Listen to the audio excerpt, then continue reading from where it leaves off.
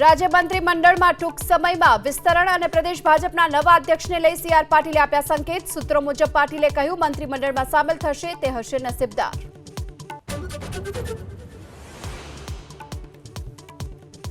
મોરબી અને નવસારી સહિત 4 જિલ્લામાં આજે અતિ ભારે વરસાદનું ઓરેન્જ એલર્ટ। અમદાવાદ, ગાંધીનગર સહિત મોટાભાગના જિલ્લામાં ભારે વરસાદનું યલો એલર્ટ।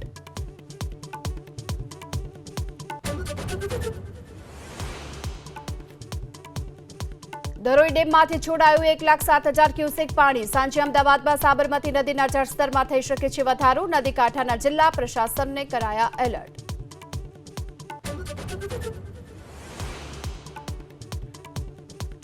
સાબરમતી નદી કાંઠે ન જવા પ્રશાસનની અપીલ છતાં પૂર્વ સાંસદ ભૂલ્યા ભાન। દીપસિંહ રાઠોડે નદી કાંઠે પાણીના ધસમસતા પ્રવાહ પાસે રીલ્સ બનાવ્યાનો વિડીયો વાયરલ।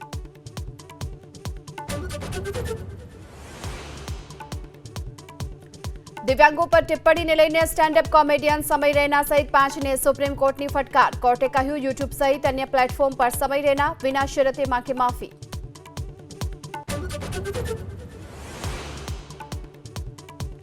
22 સપ્ટેમ્બરથી જીએસટીના નવા સ્લેબ લાગુ થવાનો સૂત્રોનો દાવો। 3 અને 4 સપ્ટેમ્બરે જીએસટી કાઉન્સિલની મળવાની છે બેઠક।